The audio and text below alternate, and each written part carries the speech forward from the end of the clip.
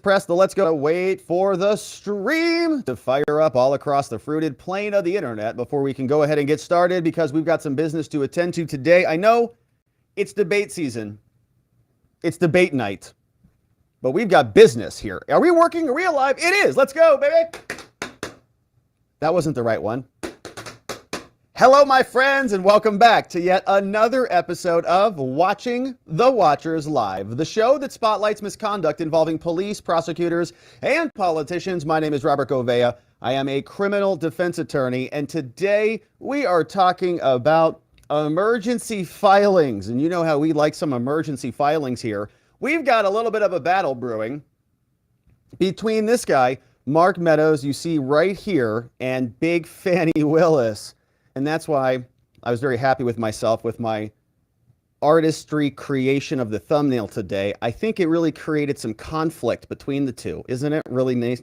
Yeah, anyways. All right, so we're getting into that. We've got an emergency motion was dropped. Now, this is serious business here because this is Mark Meadows and Big Fani going at it. There was a series of emails that went out between Fani's team and Mark Meadows' team, and they're trying to negotiate this self-surrender date. And you may have been following, a lot of people have been self-surrendering, and Trump is scheduled to self-surrender. And to go through the bonding out process, a consent bond has been executed. But Meadows is really fighting this. He's like, I'm not doing this garbage. This case is illegal. It is unconstitutional. I'm not agreeing with a bond or any of this stuff while all this is pending in federal court. The judge should be removing this and dismissing it, is what he is saying. And so his team sent an email to Big Fani Willis, the Georgia prosecutor, saying, hey, we need an extension, a postponement of the self-surrender date. Big Fani said, no, I'll see you Thursday, or else guess what? I'm issuing a warrant for your arrest. And so we'll go through that and see exactly what the problem is, because then Mark Meadows dropped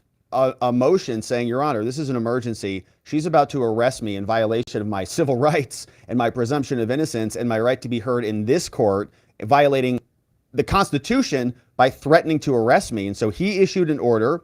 His lawyer filed an affidavit saying that judge really needs an urgent ruling on this. And then Fani dropped her response to all of this today. She's responding saying, no, I'm going to basically arrest you. Show up tomorrow or else. And so you can see it's a lot. There's a lot going on here, a lot of back and forth, and it's just juicy. They're going right down to the last minute.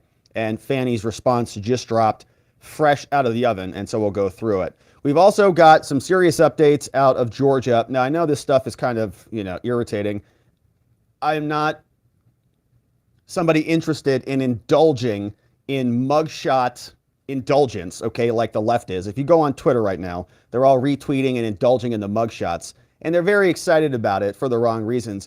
Personally, I think these guys look fabulous. I mean, I'm taking a look here at Rudy. He looks good, man. He looks fabulous. He looks stern. He looks solid. He looks fortified. He looks ready to go in this fight for liberty. And so I think he looks absolutely fantastic. Now, he did self-surrender. He did turn himself in front of Big Fani today. There was a consent bond that will go through the consent order, and we'll read through that just like the one we talked about with Donald Trump. He's scheduled to do this tomorrow. But Rudy was speaking before and after the event, and I thought these were very powerful statements. This guy's got a long history. He's done a lot of good work.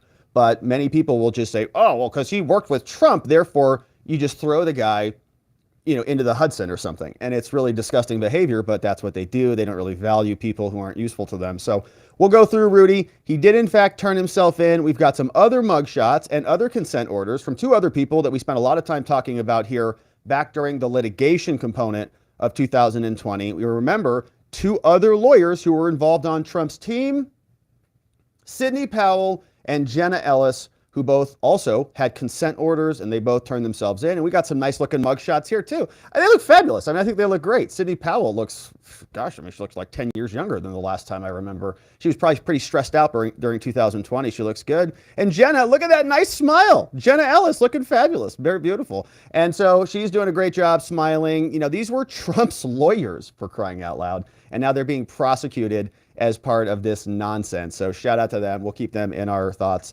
We've also got Rudy speaking out after the fact. He came out there. Look, there was a media was everywhere just indulging in this because this is their, it's almost like it's 18 plus content for them. You know what I'm talking about? So Newt is hitting this one right on the head, saying that this is a political civil war that is underway, and I completely agree with this. It's the usurpation, it's the exploitation, it's the commandeering, it's the tyrannical control of a once, in theory, just Justice Department, and we'll go through all of that. Then, Republicans do have some reaction to this. The House Oversight Committee has sent a letter over to investigate some criminality of their own, and this time they're going after Hunter Biden and the Office of the Inspector General.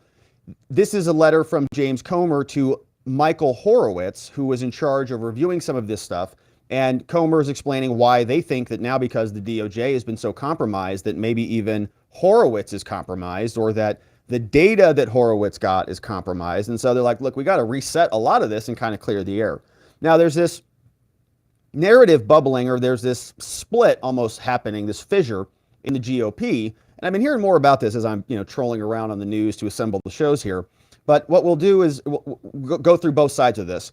Comer is on the side of slow and steady. And I've also heard this with Nancy Mace and others just saying, look, this is a long game. We're still pretty early in this process. If you're going to go out impeachment, you better make sure you've got all your T's crossed and your I's dotted and so on.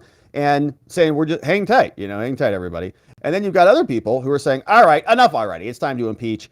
And we've got Ronny Jackson from Texas, who was saying that at some point there's going to be a motion to vacate the chair for Kevin McCarthy, just due to the fact that he is not doing anything, and this is all not going anywhere. So, as you can see, my friends, there is a lot to get to today, and I know we've got a debate coming up, and I know, maybe more importantly, we've got a very interesting Tucker Trump interview coming out, and Tucker released his new logo. If you haven't seen that, it looks really, really great. Tucker on X. It's like, woof, like all fancy and stuff.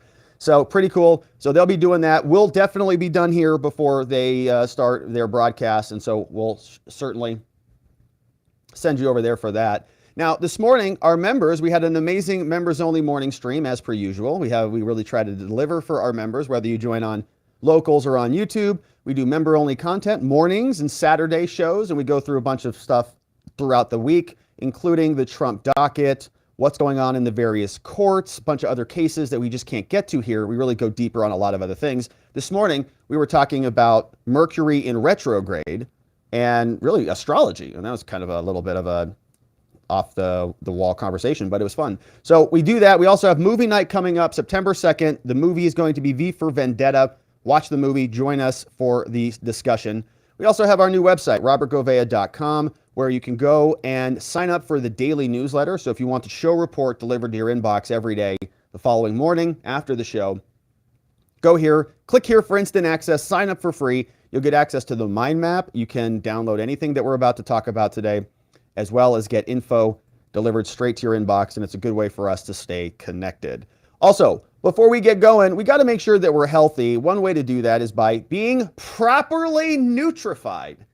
We try to indulge our brains here a little bit with some education and some insight into what these corrupt crooks are doing. We've also got to fortify our bodies, courtesy of our friends at Field of Greens. Now, we all would like to lose some of those leftover pandemic pounds and so on, but how sick are you of all the ads for the weight loss pills and the fad diets? We've all been there, we've all done that, and they just don't work. But you know what does? Eating 5 healthy servings of fruits and vegetables every day. You do that and the weight would probably fall off. But my friends, look, vegetables, not a fan, and fruit, who's got time to prepare that every day? I don't. Instead, let's talk about Field of Greens. Now, Field of Greens is a science-backed formula, very specific fruits and vegetables that you're not going to find in any other product. Proper nutrition reboots your metabolism so you burn calories faster and lose weight a healthier way. And Field of Greens is the only brand backed by a better health promise. Yes, you'll look and feel healthier fast, but the greater proof is going to come at your next checkup when your doctor takes one look at you and says, woo, you are looking good. Whatever you're doing, keep it up. And so let's get you started. Go on over to fieldofgreens.com. Don't forget, when you get there, take a look at a bunch of stuff. It's not just the real organic superfood in the greens product, a lot of other stuff, and you can save 15% off your first order when you use code Robert at checkout. And of course, remember, the vegetables want to be eaten. That's why they're here. That's why they look so delicious. It's because they're good for us. All right. And so now let's get into it, my friends. because we've got some motions and some filings. Mark Meadows files an emergency motion to stop Big Fani. She's trying to make that arrest happen. If he doesn't turn himself in by Big Fani's deadline, well, she's just going to issue warrants. There was a series of exchanges in emails between Mark Meadows' defense team and Big Fani Willis. We know that Mark Meadows is already trying to remove this case. He's filed a notice of removal. The judge has scheduled this for a hearing, and so the judge ultimately can decide what to do with the removal, whether it will stay with the federal court outside of Fani's state jurisdiction, or whether it's going to go back down to the state court. But that is still pending. That's all a parallel track that's taking place right now. Big Fani says, I don't really care what's happening in federal court. In my court, where I think this case is, until the judge says otherwise, you're due here for your indictment. And if you're not here, I'm going to consider you to be away without leave, failure to appear, and I'm going to issue an arrest warrant. And so they said, well, Big Fani, we don't think you do have jurisdiction. So we're going to talk to the federal court about it. And there was a back and forth. Now, here are the emails from Mark Meadows and his team over to Big Fani Willis. He says, all right, from John Moran, Moran, Philly to Fani Willis, the biggest Fani in all of Georgia. I still, to this day, have not found a bigger Fani in Georgia. If anybody knows of one, let me know. Miss Willis, Fani, on behalf of our client, Mark Meadows, we wanted to reach out to see if you or an appropriate representative from your team would be available for a call this afternoon. Yesterday, Mr. Meadows removed the criminal proceeding that your office initiated against him to the federal district court. Court's already docketed it, but I'm sending it a copy to you for your convenience.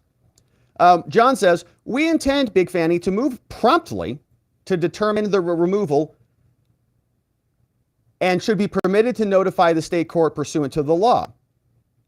We would welcome the opportunity to confer with you on the motion, including a particular. I should also note, we would welcome the opportunity and otherwise to wait for Monday morning, right? Welcome an opportunity to confer about those issues, but we'll otherwise wait till Monday morning, all right? So these are the types of emails that are being sent. There's a back and forth that goes on, and ultimately they need more time. So after a series of exchange, we fast forward through all of that, okay? And now we see this email that came out from Fani on Tuesday, August 22nd. They're having this back and forth. We need more time. From Fani. Good morning, Mr. Moran. I am not granting any extensions. I gave 2 weeks for people to surrender themselves to the court. Your client is no different than any other criminal defendant in this jurisdiction, which obviously we know is total nonsense. They keep repeating that. But it's not true because Trump is treated very differently. For example, they gave him a $200,000 consent bond. That's strange. A lot of other people who are charged with very similar crimes are held without custody, without bail, in custody. So Fani says, 2 weeks was a tremendous courtesy. At 12:30 p.m. on Friday, if you're not here, if your butt's not here, Mark, I shall file warrants in the system. My team has availability to discuss reasonable consent bonds Wednesday and Thursday. So Mark's and his team, right? They're not even wanting this consent bond. They're saying, no, there's no bond. We're not self-surrendering. You don't even have this case. Yours in service for the Democrats. Fani T. Willis, biggest Fani in Georgia. Now, I don't know why. She should put that in her signature. There is no bigger Fani than the district attorney for the Atlanta Judicial Circuit out of Fulton County, Georgia. So, yeah. Anyways, all right. So that's Big Fani. Now, this is another letter.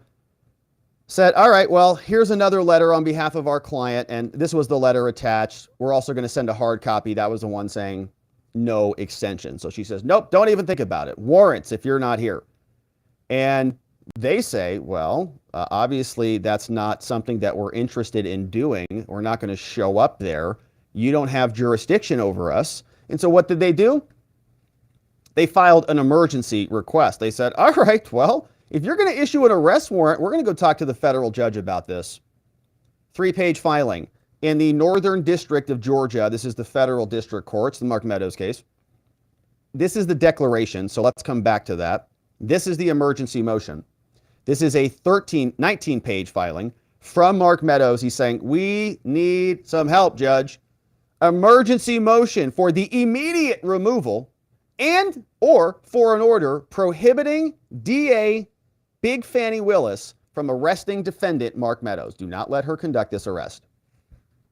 Judge says, or Mark Meadows' defense says, Your Honor, Mark Meadows moves this court promptly to permit removal and notify the state court without a hearing. I know we're scheduled for a hearing, but we need this case removed before noon on August 25th because Fani is threatening to arrest my client. We've got to protect Meadows from an arrest prior to this upcoming hearing on the removal. Granting removal immediately and notifying the state court is the most efficient way to effectuate relief. Federal courts have permitted removal without first holding evidentiary hearings. Here's some case law to support that claim. Now, if you don't do this, if you don't remove this immediately, Your Honor, alternatively, the court can grant relief by issuing an order that Big Fani Willis, the biggest Fani in Fulton County, who is a party to the matter before the court, you issue an order to her prohibiting her from arresting or causing the arrest of Mr. Meadows before the Monday hearing. So Meadows is going to make his arguments in front of the judge on Monday. Fani says, your deadline is Friday. And if you are not in my jurisdiction, self-surrendered with a consent bond, there's going to be a warrant for your arrest. And then what's he going to do? Show up on Monday in federal court with a warrant? Meadows says, immediate relief is necessary. District Attorney Big Fani has made clear that she intends to arrest Mr. Meadows before this court's Monday hearing and has rejected out of hand a reasonable request to defer one business day. Just move it one day until after this court's hearing. Of course not, because no one's above the law. Ugh. Absent this court's intervention, federal judge, Mr. Meadows is going to be denied protection from the arrest that federal law affords federal officials. This is why we have this federal supremacy stuff, so that little partisan hack state prosecutors can't do this stuff. That's why this court's prompt but orderly consideration of removal will be frustrated. He filed immediately. And remember, Mark has been like rapid speed for this reason, because he knew that there was going to be a deadline coming up, and he's not showing up with a consent bond and posting money for a crime that he didn't do. So he's saying, Judge, you've got jurisdiction, and the law provides me with immediate right to removal.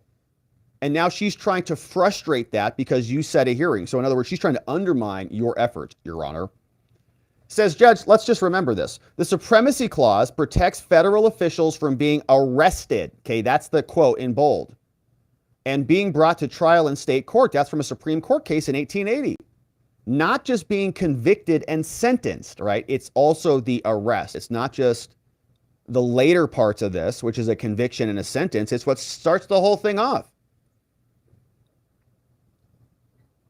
Congress has also said that when cases are removed federally, the state proceedings must be halted immediately if the case is civil and after prompt consideration if the case is criminal. Mark Meadows says, I've been very prompt, Judge. We've moved quickly as possible to remove the case.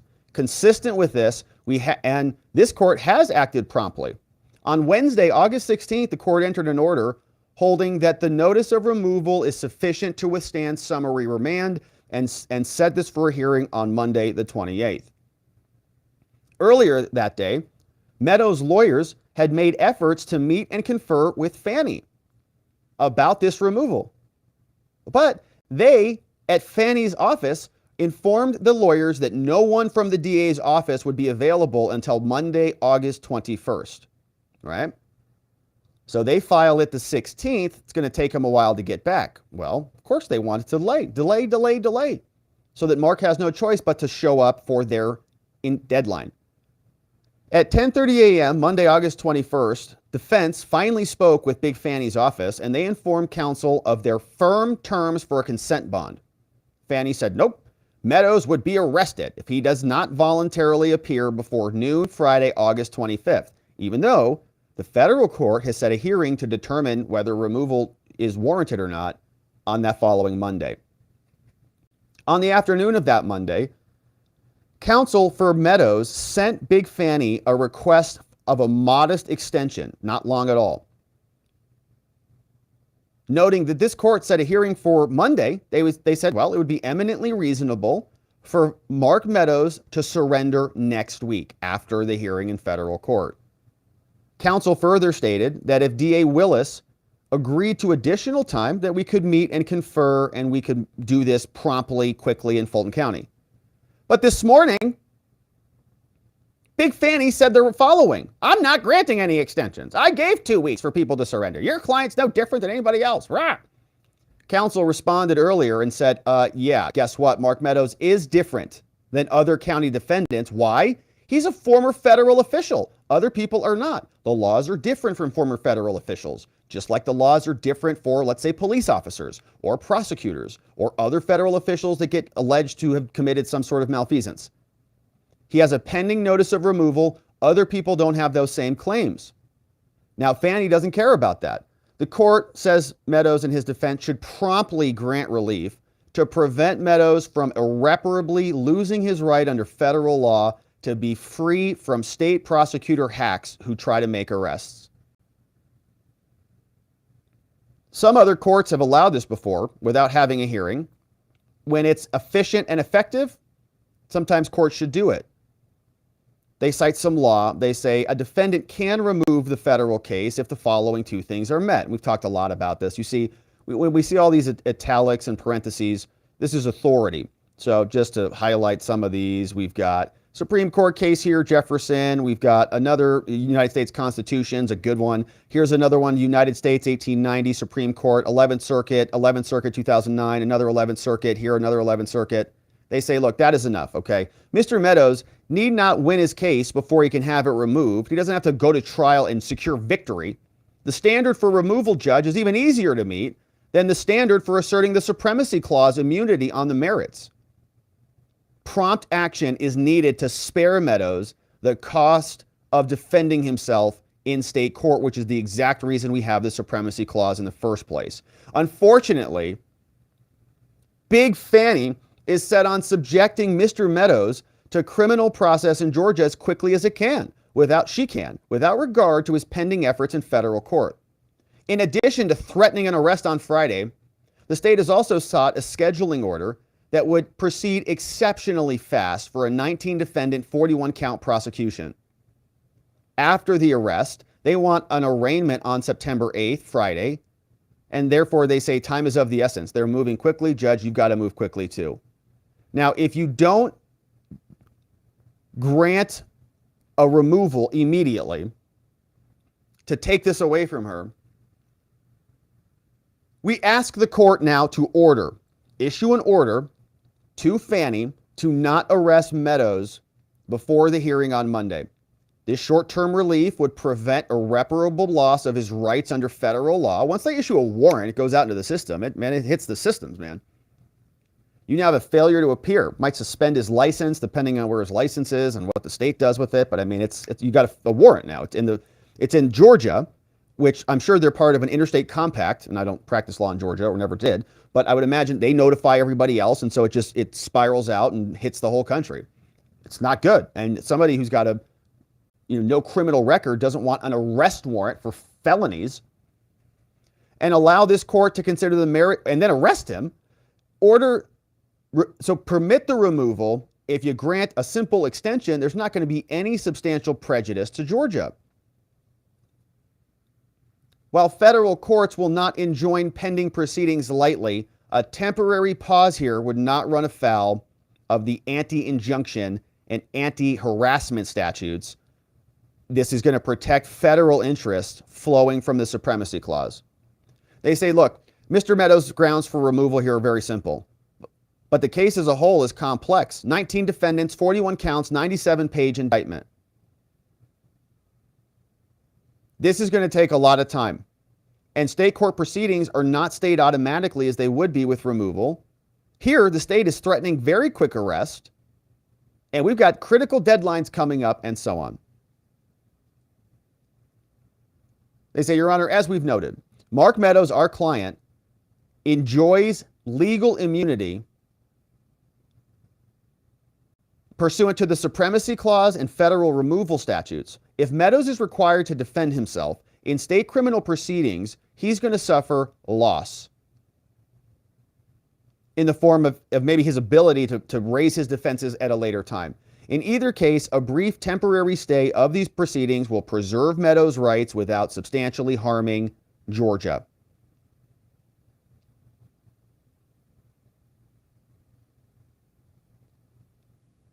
And they're telling us why it's likely he's going to win removal. And so we'll fast forward through some of this. A stay is not going to harm Big Fani. Therefore, the court should grant removal immediately and notify the state or issue an order prohibiting Big Fani from ordering the arrest. Signed August 22nd, respectfully submitted by John S. Moran.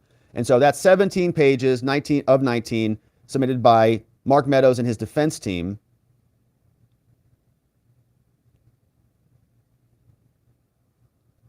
And we've talked about the policy behind this. Public's interest supports protecting the federal officers so the federal officers can do their jobs. We don't want state-level prosecutors to be able to pop their heads up like a jack-in-the-box and say, don't like that candidate, so we're going to just indict him. And so we see that is broken down. That is the emergency motion. Now, the judge issued an order saying that Big Fani had to respond to this, and so she did. But before we get there, this was the affidavit submitted by the attorney himself. So now he's submitting an affidavit. He's saying, Your Honor, look, I'm a partner at the law firm. I declare this to be true. Here's my exhibits. I got a copy of an emails from Big Fani, and she's not cooperating with us. These are all of my exhibits. We simply requested a very simple extension to the hearing on Monday. I declare this all to be true under penalty of perjury. And then Fani responds. So she just dropped this one, filed August 23rd, 13 pages long. She says the following. Mark Meadows, Your Honor, has made his motions, and now we are here responding to it. We're asking that the court dismiss or deny the emergency motion as is appropriate. Fani's team says, Your Honor, following a lengthy investigation, we issued an indictment for racketeering, and we know that we've got a removal hearing on the 28th. Following the indictment, Big Fani stated that she intended to provide the defendant, Mark Meadows, 2 weeks to voluntarily surrender. They requested the surrender date be postponed, quote, until next week. So Fani's saying, well, they didn't ask for just one more day. They just said next week, which you could say, okay, how about Monday, which is when we have the hearing. All right. But she put it in quotes for whatever reason. She says here, the defendant did not actually request a particular date in which to extend his surrender and only offers to confer after the evidentiary hearing set by this court on August 28th. Well, right. Because if at the hearing on the 28th, they're successful and the case is removed, Big Fani, your decision-making authority on this might change, right? He may not be responding to your deadline on the 28th anymore when the federal courts take it. Judge might decide to do something differently with it. Maybe even dismiss the case. So he's saying, yeah, I'm not going to agree to show up at another hearing and self-surrender when I think my case is getting dismissed. But she's obviously perturbed about this. Did not actually request a particular date. All right. District attorney denied the request, and then Meadows again requested that he be afforded additional time, two requests for it. Big Fani declined both. So then Mark Meadows, says Fani, filed this emergency motion and asked for an immediate removal or an order to stop the arrest. Accordingly, Georgia, the state, submits this response as ordered. They say, Your Honor, Mark Meadows' contention that the case should be removed on the papers is meritless. Pursuant to U.S. Code, the filing of a notice of removal shall not prevent the state court from proceeding. The only limitation imposed on the state court pending a notice of removal is that the state court may not enter a judgment of conviction before the prosecution is remanded. Additionally, if the district court does not order the summary remand, the court shall order an evidentiary hearing. And saying, accordingly, The court is required to conduct an evidentiary hearing, and the state is not precluded from proceeding against them, even though, so she's just saying we can go in parallel, Judge. You have your hearing, I'm allowed to do this while you're doing that. Saying that Meadows and his reliance on this case law is misplaced. Both of those were decided before the enactment of that statute. And so they're saying you can't rely on those cases to support your claim. Additionally, this court, in compliance with the law, has promptly ordered an evidentiary hearing when everybody can be heard. The court has also allowed the state until today to file a written response to the notice, and we're going to demonstrate in our filing that they're not entitled to any summary decision. And so the defendant and the request to remove the case is a not so subtle request to invite the court to stop the state from proceeding. Accordingly, it should all be denied. Mark Meadows requesting that Big Fani also be stopped from making the arrest violates long-standing principles requiring federal courts from abstaining in order to avoid the abstention doctrine. Meadows bears the burden of demonstrating that this was instituted in bad faith. And since he doesn't make those claims here, you can't stop us from conducting and issuing the warrant. In fact, federal courts have repeatedly denied requests to interfere in state cases, and they cite some cases. In essence, Meadows' emergency motion is a plea to the court to prevent Meadows from being arrested on the charges brought by Georgia. Despite his attempts to characterize this as a temporary pause, it is a request that the routine criminal processing be dictated by federal authorities, and such a request is improper. Wow. Yeah, they're like federalists now. They like the separation of the federal government and the state government. Amazing. Here, the defendant does not allege that his prosecution is taken in bad faith, and there's no hope of obtaining a valid conviction. So in other words, Meadows is not pleading this appropriately to justify what he's asking for. His claim that his status as a former federal officer heightens this routine procedure is baseless.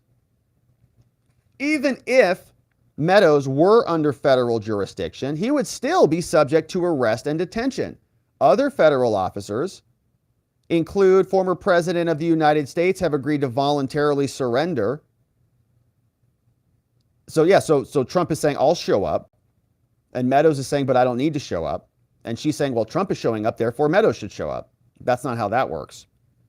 Additionally, Meadows' arrest will not preclude the defendant from asserting any state or federal defenses he may have.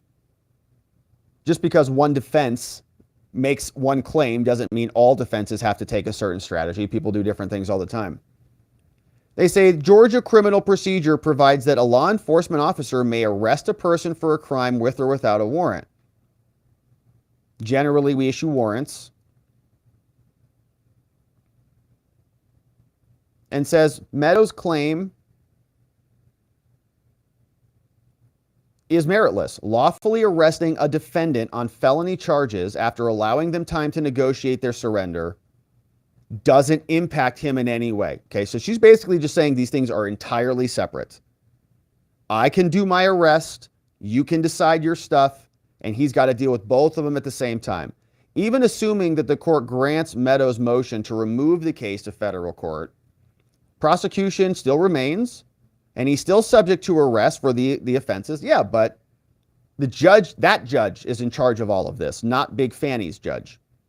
Accordingly, the defendant's request to enjoin the DA should be denied. As they say in conclusion from Fani's office, U.S. Code requires the court to hold an evidentiary hearing on the removal. And Meadows' request that the court decide the issue immediately is incompatible with the statutory requirements. So Meadows wants it removed now, doesn't want to wait till Monday. She says there's no justification for now. You have to wait till Monday, and there is no justification for stopping me. They say further, Meadows has also failed to demonstrate any irreparable harm. This hardship facing the defendant is no different than any other defendants. And the Superior Court of Fulton has already issued an arrest warrant for the defendant, and this court is not authorized to enjoin such action pursuant. So I think Fani's just going to say the warrants have already been drafted, but just not entered, right? So the judge has already granted them, but they've given them time before those warrants go into effect. So Big Fani says, accordingly, this court should dismiss or deny the defendant's motion as appropriate. And this is going to be very curious to see what this judge does on this.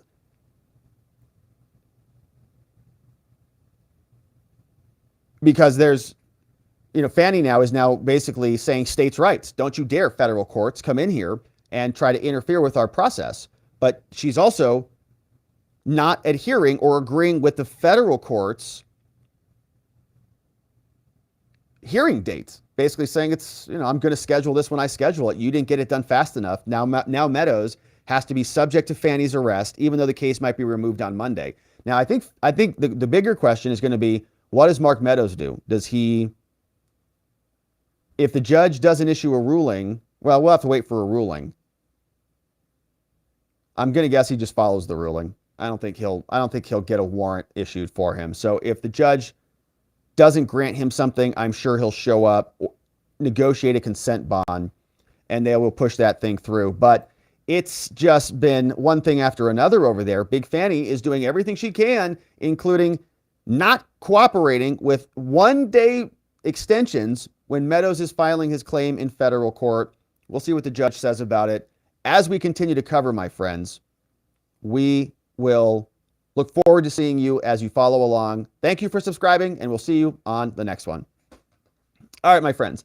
Now, we've got another self-surrender. So Mark Meadows is battling it, and now we've got another one that has taken place today. We have this. The political civil war continues. Newt Gingrich is warning that it's well underway. We know that prosecutions are taking place against Donald Trump and many people who were on his team, including his lawyers for their roles in 2020 and challenging the elections. And now, as this civil war continues, Rudy Giuliani shows up in Big Fani's district for a self-surrender. He's negotiated his bond and his release, and that has been executed. And so you see the mugshot. We think Rudy looks fabulous here, looks stern, looks like he's fortified, ready to go. And he's got his American flag pinned there. And we're going to hear him speak both before and after the self-surrender. Before we take a look at the consent order for Rudy, two other lawyers who have been charged with crimes for providing legal work on Trump's case. And then Newt Gingrich is going to remind us that this is really a political civil war that is already well underway, and they're utilizing the arms of the government to do it. So before Rudy went on down to Georgia for his self-surrender, he had a very strong statement for the media on CNN. Here's what he said. To Georgia, and I'm feeling very, very good about it because I feel like I'm defending the rights of all Americans, as I did so many times as a United States attorney. People like to say I'm different. I'm the same Rudy Giuliani that took down the mafia, that made New York City the safest city in America, reduced crime more than any mayor in the history of any city, anywhere. And I'm fighting for justice. I have been from the first moment. I represented Donald Trump, an innocent man who has now been proven innocent several times. I don't know how many times he has to be proven innocent, and they have to be proven to be liars, actually enemies of our republic, who are destroying rights, sacred rights. They're destroying my right to counsel, my right to be a lawyer. They're destroying his right to counsel. It's not accidental that they've indicted all his lawyers. Never heard of that before. In all America, the lawyers. All the lawyers indicted. Now, whether you dislike or you like Donald Trump, let me give you a warning. They're going to come for you. When the political winds shift, as they always do, let us pray that Republicans are more honest, more trustworthy, and more American than these people in charge of this government. Because if our government is conducted this way, and the system of justice is politicized and criminalized for politics, your rights are in jeopardy and your children's. Donald Trump told you this. They weren't just coming for him or me. Now they've indicted people in this case. I don't even know who they are. These are just regular people making a normal living. They're going to bankrupt them. They won't convict them.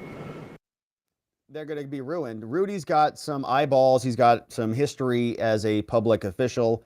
And so he'll be able to weather the storm, no doubt. Same with some other people who are involved in this. But think about the blast radius, the blast zone of the other people who got gobbled up into this. Many lawyers, many people working in official positions, many people doing what they thought was best and legal because it was stuff that has been done before in other elections, and they were investigating their roles. They were doing their jobs, doing their due diligence. But Rudy, as you can see, he is obviously upset about what is happening in this country, and he is, I think, a little bit more optimistic than maybe I am about Republicans taking over and governing a little bit more competently and,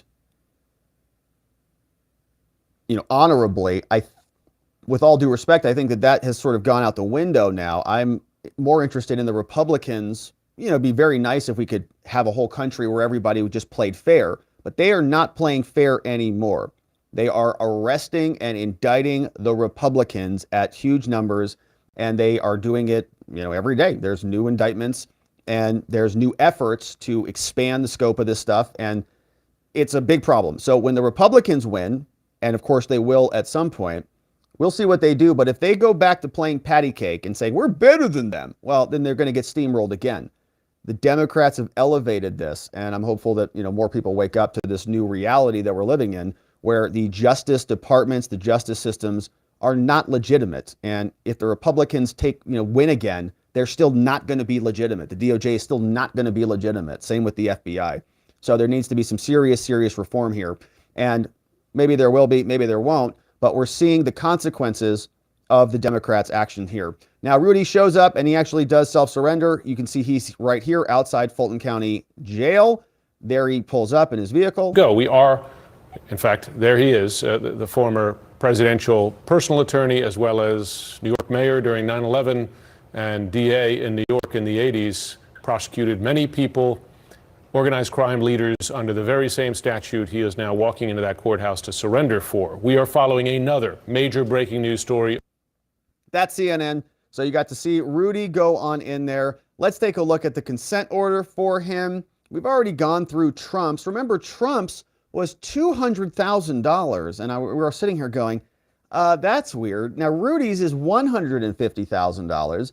Man, I remember Rudy was like a big part of this RICO charge. And if Donald Trump, led the whole thing, led the insurrection, almost tried to steal the country, was the chief racketeur of all of the 18 other co-defendants, why was Trump's $200,000 and Rudy's $150,000? I mean, it shouldn't have been like a magnitude difference. And if Rudy was like the chief of staff of the insurrection, why is he getting out on a $15,000 bond? Like, the whole thing is just ridiculous. Look at all these charges. So here is what they say. State of Georgia versus Rudy. William Louis Giuliani. Didn't know that. So Judge Scott McAfee, you see this was filed 8/23 out of the state of Georgia, Fulton County. Grants and orders that bond be set in the following amounts. 30 grand for the RICO. We've got solicitation, 10 grand for all of the other charges. Several counts of criminal conspiracy, more solicitation, false statements and writings, most of the same garbage that we saw in other counts. But again, it's so shocking to me. There are Proud Boy co-defendants and Oath Keeper co-defendants who are in custody and going to prison for decades. And we were told that they were too dangerous because they were planning and plotting and they were sending messages and all of these things. Remember, Enrique Tarrio wasn't there when any of this happened. And he's been in custody this whole time, probably going to prison for decades. Even though he was an FBI informant at one point and was picked up by an FBI informant the day before January 6th. But he's going to prison for a long time. And I'm not saying Rudy Giuliani should go to prison. I mean, I'm saying this is more reasonable than what they've got. But if all of this is related and the Oath Keepers and the Proud Boys were all part of criminal seditious conspiracies and they had dangerous telegram messages and all that stuff, why are they in custody and these guys are out? I don't understand it. I think that maybe the J6ers should also be out so that we have some equal justice around. But they got no bond because they were so dangerous out of DC. It's nuts. Equal protection under the law, right? they'll go on CNN and tell us what a monster Rudy Giuliani was and how horrific Donald Trump was. And then they'll just issue a tip money bond amount for Donald Trump, $200,000. It's all laughable. The whole thing's just a joke. Defendant shall report to pretrial supervision every 30 days. So he's got to check in with somebody. That's new. That's not what Donald Trump had. Pretrial supervision. Okay, we call this pretrial services, which means he's got to report to somebody. And various states set these up in various ways. You get a phone number you call. He's probably going to have a direct person, but for other people, you get a phone number, you call, you check in. The defendant shall not violate the laws of the state. That's always normal. Shall appeal in court as directed. Shall perform no act to intimidate any person known to him in the administration of justice. Not communicate with any other person known to him to be a co-defendant except through their lawyers. Don't communicate with witnesses, and turn yourself in by Friday. If he does not turn himself, this consent bond order is null and void. And we didn't see that in Trump's either. So that's a little bit different. So Rudy shows up. Rudy turns himself in, and he's looking fabulous. He's looking great, looking strong. Rudy, we'll keep thinking of you. Other people also turned themselves in for providing legal work to the former president. Sidney Powell did the same thing. So you see here, she's looking fabulous. She's looking great. I think that she looks even, more rejuvenated and refreshed. 2020, they were busy. They were running all over the place. She's looking great now. And shout out to Sidney Powell. So let's see what's happening here. Sidney Powell also has a consent order. So same thing for her, $100,000. Wow. Wow. And I thought she was one of the chief architects. She's also going to be on pretrial supervision. I mean, look, this is horrific, by the way. Like, this is nuts that they're even being charged. My blood boils just looking at these. But it is also, their words don't match their actions, right? They are in the media hysterical for years. I listened to some lady on MSNBC say that they helped sack the Capitol and stuff, right? And that these people were orchestrating a conspiracy to literally steal the country and all this stuff. All right. $100,000 bond for like one of Trump's main lawyers? Seriously? All right. So they shall not violate the laws of any state, appear in court as directed. Also, this one expires if they don't accept it by Friday. Same issues there. Now, Jenna Ellis also showed up. She's looking fabulous as well. Shout out to Jenna Ellis over on Twitter and elsewhere, who was there fighting for Trump in 2020. And of course, she's a lawyer. She got charged too, because it's not just Trump. They're going after and trying to decapitate everybody who is even associated with him. And part of this, remember, is to chill speech and to chill activity and association, to chill the free association of people moving forward. So when they rig the election again, or attempt to, that people like Jenna Ellis won't come out and support the efforts the second go round, right? This is punishment to dissuade future conduct. 8/22, this got filed, another consent bond. This one's a little lower. Well, no, not really. Lower counts. So $100,000 bond on 2 counts. Gosh, what a total scam. She's got 1 count, solicitation of violation of oath. What did she send a text message to? All right. So I guess they just rounded up for her. What were the other 2 RICO charges? Like, why did those change? Yeah, so they're just making it up, right? Well, look, they make it relative to your income, or they're supposed to do that, but apparently they don't do that. Okay, like just so we can be clear how inconsistent and stupid this is. Bonds, when you post a bond, it's supposed to do something. They're afraid you're a flight risk. They're concerned that you're going to be a danger to the community if they let you out, or danger to yourself. Something. You're going to tamper with that, right? There's something they're concerned about. The ordinary thesis is you let people out of custody. The presumption is you let people out, because that's in alignment with the presumption of innocence. So when you don't do that, when you articulate a reason to hold somebody or to post a bond, when you have to come up with a justification for it, one of them is a person is a flight risk. So you make them put up a bunch of money so that if they leave, that money is used to get them back, or they forfeit it. And here, Trump's was $200,000. Now, I think he probably has more money than Sidney Powell. Probably. I don't know how well she does, probably pretty well, but probably not billions. I don't think she's a billionaire. So why is Trump's, in order to secure his appearance, $200,000, but hers is $100,000? Why was her RICO bill was $40,000, but Jenna Ellis's RICO bill is $75,000? It's like somebody just threw a darts at a board and says, Jenna Ellis, well, we don't really like her that much. She only has 2 counts, but she's probably got $10K to post as the down payment on the bond. You know, what's going on here? So it's just not the same thing. They're just shooting from the hip. They're just like, well, I don't know. Rudy, I don't know. How much money does he have? 30,000 for RICO? That sounds good. All right, let's make it a cool 150,000. So they probably work backwards. They're like, okay, 10,000, 10,000, 10,000, 10,000, 10,000. They get here. They're like, all right, we're at 120,000. Huh. Well, that doesn't sound right. 120, that doesn't sound right. We need to round up. So we're going to round up to 150. We'll make RICO 30,000. Perfect. There you go. 150. That sounds like a good, nice round number. What are they doing over there? Now, of course, their lawyers are negotiating all this as well, but it's just nonsense. These people apparently were going to organize an insurrection to take over the whole country, and these are their bonds. Shout out to Jenna. Shout out to Sidney Powell. Shout out to Rudy Giuliani and everybody else, right? These are the people that we talked mostly about here, which is why we're covering them. But there are other co-defendants here who don't have their spotlights that these people have and don't have the public backing that they do. And so we're going to be thinking about them too.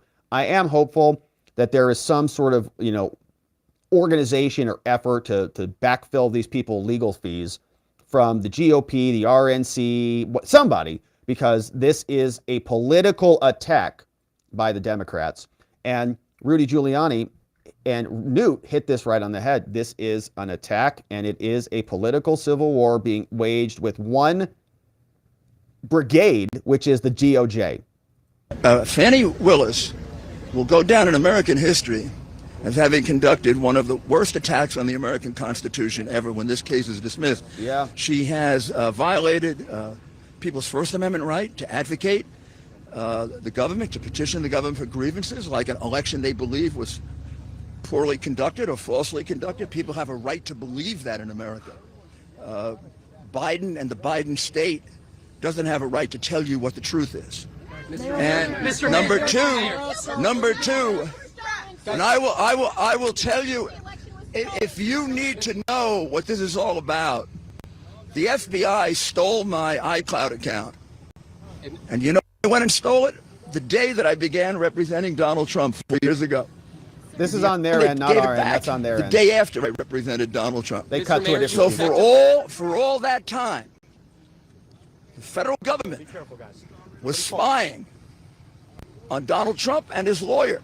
I am being indicted because I'm a lawyer, as is Mr. Mayor, Professor and everyone else. Mr. Mayor, last month. Why do we?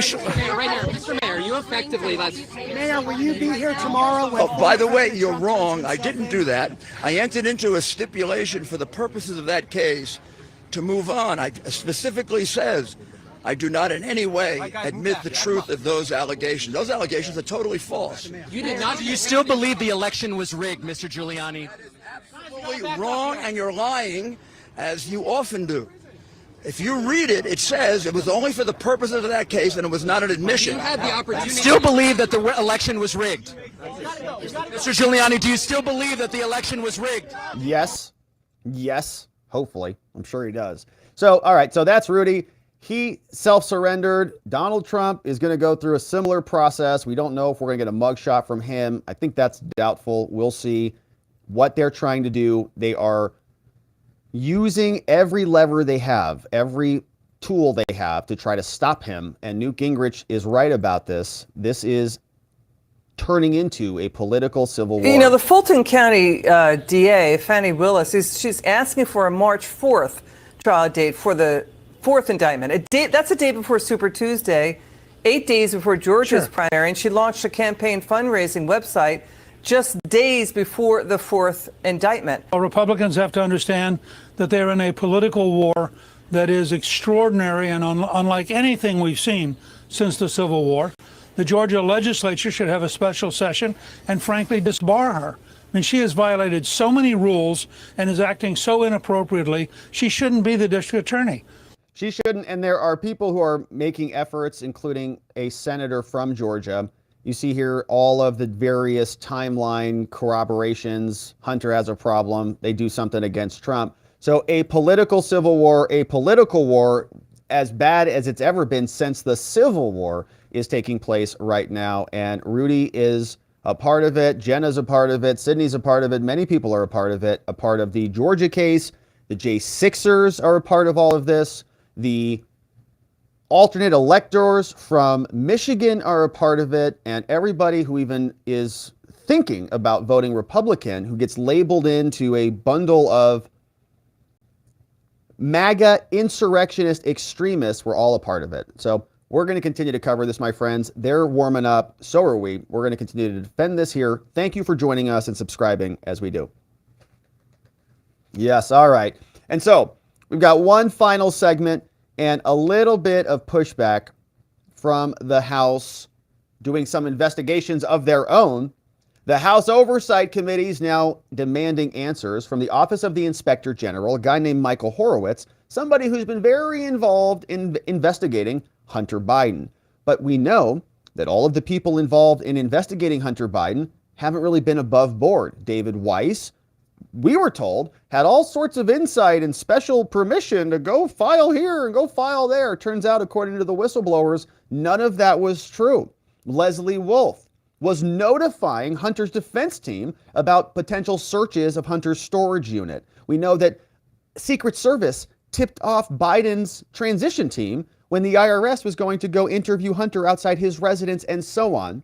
And so we've got questions about the investigation, but we're investigating the investigators, and that's what the Inspector General does. And he got a letter over from Congress. Here's what they sent. They said, from James Comer's office, the Committee on Oversight and Accountability, U.S. House of Representatives, August 22nd, 2023, over to Michael Horowitz, the Inspector General of the DOJ. And previously here, we have seen letters from Congress to people involved in the investigation. So we know David Weiss is the subject of Congress. They want to talk to him.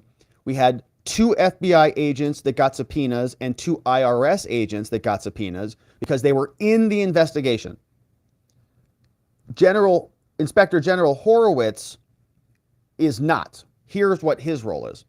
It says, our committees are continuing, Mr. Horowitz, to conduct oversight of programs and operations of the DOJ, the IRS, and the Secret Service within their respective jurisdictions. We've got a lot of problems. IRS had cover-up problems. DOJ had cover-up problems. Secret Service deleted their text messages, and so on. We are writing to further understand the scope of the Office of the Inspector General's review of allegations made by the IRS whistleblowers. So it's like an independent agency that kind of governs and investigates things. Think of it like internal affairs in the TV shows. As you're aware, IG, IRS whistleblowers, heroes and shoutouts, Gary Shapley and Joseph Ziegler, made protected disclosures to Congress regarding the DOJ's investigation of Hunter. Specifically, the whistleblowers testified that the DOJ's investigation was purposely slow-walked and subjected to improper and politically motivated interference. Further, the DOJ and the IRS have reportedly engaged in unlawful whistleblower retaliation against the IRS employees. When they spoke out, remember, they all got reassigned. They're like, oh, you're off this case now, sorry. Their testimony raised serious questions about the federal government's commitment to even-handed justice.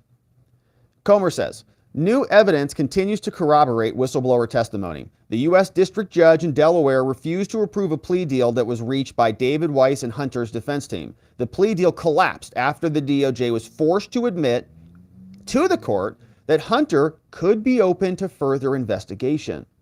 The Oversight Committee exposed further evidence of Joe Biden's role in his family's schemes, selling him as, quote, the brand for millions of dollars to foreign nationals, including corrupt oligarchs and Chinese Communist Party linked individuals, footnote 4, a memo from the Oversight Committee. Comer says, Attorney General Garland named U.S. Attorney Weiss, the same guy who was behind the broken, corrupt plea deal, the same guy who was the subject of the October 7th meeting where he said, I didn't have authority, but then lied to us and said he did have authority. That guy, the liar. Only after the plea deal with Hunter Biden fell apart. And then Hunter Biden's defense attorneys acknowledged in a court filing that the U.S. Attorney's Office in Delaware did not reach out to engage in settlement discussions until May 2023. Only after the plea deal fell apart did he get appointed. And then Hunter Biden's defense attorneys acknowledged in court that the U.S. attorneys in Delaware did not reach out until May of 2023 for negotiations. What?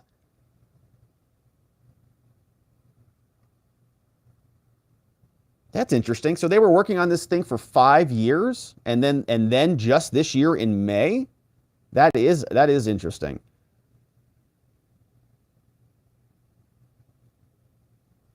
Wow, interesting. Okay, so why was that in May would they reach out? All right, let's carry on. Notably, on April 19th, 2023, so before May, one of IRS whistleblowers, Supervisor Special Agent Gary Shapley, wrote Congress through his attorney seeking whistleblower protections to discuss how the investigation had been hindered by preferential treatment and politics. That's why. That's why. They were going to let this thing just roll. And then they got notice that the whistleblower was bubbling up. Then the DOJ reaches out and says, hey, while we're thinking about this, we might want to negotiate this out. And remember that Weiss also, he did not even want charges originally. They were going to divert the whole case. The DOJ appears to be continuing to sacrifice its professional responsibility to cover for the president's son. So gross. And the president himself. So just to be clear, remember this case was supposed to be bubbling on for 5 years. Investigating. They didn't start negotiating to resolve this until May. Why? April, whistleblowers popped up. They said, we've got to resolve this now because they're going to blow the lid off this whole thing. Let's settle it. Then they were going to settle it with diversion. And then they tried to squeeze it through very quickly, and the whole thing went awry. The IRS whistleblowers also provided their protected disclosures to your office, OIG, to the Inspector General. So you know a lot of this. On July 17th, the committees wrote you requesting an update about the status of your investigation based on these disclosures. In your response on July 19th, you acknowledged that Shapley disclosed information to your office. You said this when you responded to us. You said, in undertaking this assessment, we're mindful of the potential limitation on our jurisdiction as a result of the law. This requires my office to refer to the DOJ's Office of Professional Responsibilities misconduct that's alleged within their agency, okay? Oh man, this is your bureaucracy on display. Consistent with our usual practice, when such a potential jurisdictional issue arises, we consult with OPR about the matter. All right. So just to be clear, we're following the chain. Gary Shapley, the whistleblower, writes to Congress, writes to the OIG, says, I've got bad news. Our Department of Justice is very corrupt. The Department of Justice houses the OIG. The OIG is the Office of Inspector General that investigates basically the DOJ. But when it involves an internal allegation of in personnel that relate to the exercise of investigations, the OIG can't investigate it, okay? He's got to send it back over to the DOJ and the Office of Professional Responsibility so that they get to investigate themselves. So whistleblower goes to OIG, hey, help us, DOJ's corrupt. Oh, well, I can't help you with that. Go ask the DOJ to investigate their own corruption. So he can't help. So they say, okay, based on your statements and the DOJ's pattern of politically motivated actions, like when this goes back over to the DOJ and they investigate themselves, they're going to say, of course, we did nothing wrong because we've never done anything wrong this whole time. Congress says that's why we're concerned that the DOJ is limiting your office from fully investigating the disclosures that were provided to you. So even the people who are supposed to do the investigating are corrupted. To help the committees understand the scope of your investigation, so we know what you're actually doing, please provide documents and information sufficient to explain whether your office is limited in any way from investigating the whistleblower disclosures. If you are limited, how are you limited and why are you limited? Please provide this information by September 6, 2023. Great day. Now, thank you for your attention to this matter. Sincerely, your friends in Congress, James Comer, Jim Jordan, Jason Smith, Committee on Ways and Means, over to the Office of the Inspector General. And so even the people who are supposed to be looking into this might have serious problems. And we've got two different theories on what should be done here. Should we let James Comer just to continue to investigate this and let the Republicans slow roll this? And, we might be ascending up to the end of a movie where we have a big climactic event and everything gets resolved. And we might see that crest next year around, I don't know, maybe October. We'll see. Comer says, let's keep it slow and steady. We got to be patient. We got to make sure that we are dotting our I's and crossing our T's. Now, we're going to compare and contrast that with Ronny Jackson, representative from Texas, who says, might be time to get rid of old Kev McCarthy. First, here is James Comer. He was on Newsmax with Mr. Kelly, Greg Kelly, and here is what he said. Fake name while you're buying 20 fake shell companies that they use to launder money from our adversaries around the world. So why not use a fake name while you're vice president to disguise the fact that you're coordinating with your son, who, by the way, you said you had a wall between the government side and the business side of Hunter Biden. But this whole thing's a joke, and it's all coming unraveled. It's taken a while to figure out, but we've been following the money. We followed emails, we followed text messages, and we figured out that he was using a fake name pertaining to his preparation to go to Ukraine to fire the prosecutor. And remember, we've seen on tape where Joe Biden said, well, son of a bee, they fired the prosecutor. That's what this was all about. Why was he using a fake name, and why in the world was the government CCing his son to let him know about all the preparation for Ukraine? So you've reached out to the archives, I believe. We have some of those emails. You just saw them. We got them from the Marco Polo Project, which we trust. They've been very good on this stuff. You think there's a lot more out there, and it doesn't seem, I don't sense that the archives are going to be very cooperative. Well, we'll see about the archives, but yes, there are more out there, and we believe there are some archives that are public, but they've been redacted. So much of the information I get from the government is redacted. We believe that there are some emails that would fit this pattern that have redactions. So we've asked the National Archives to give us the unredacted version so that we can use this in our investigation to determine whether or not this president is compromised. And I think most of us know the answer to that, but for the mainstream media, we need more evidence. So every day we produce more evidence, and this is another example. So the National Archives is the entity that our committee, the Oversight Committee, has jurisdiction over, that's supposed to be in charge of these records. They've been in the news a lot because both President Trump and President Biden have both been accused of mishandling classified documents. That's through the National Archives. So we want to see if the National Archives is truly a fair entity. They know about this investigation. They know the severity of the investigation. They know that the vice president has been accused of taking a bribe. They know there's mounting evidence that the family has received millions and millions of dollars from our adversaries around the world. Now there's emails with that the vice president's office was using to disguise that they were being sent to Joe Biden in a fake name and copying his son, who wasn't an employee of the government. We hear the Democrats say all the time, well, Hunter Biden wasn't in office. Hunter Biden didn't work for the government. Well, why was Hunter Biden getting copied on emails about Ukraine policy when he was a director of a corrupt energy company money, in Ukraine. baby. Yeah, let's look at that email again if we That could from money, the introduction. baby. We had the email. Get that money. And, there's all sorts of emails. Donald Trump calling Zelensky, asking about corruption.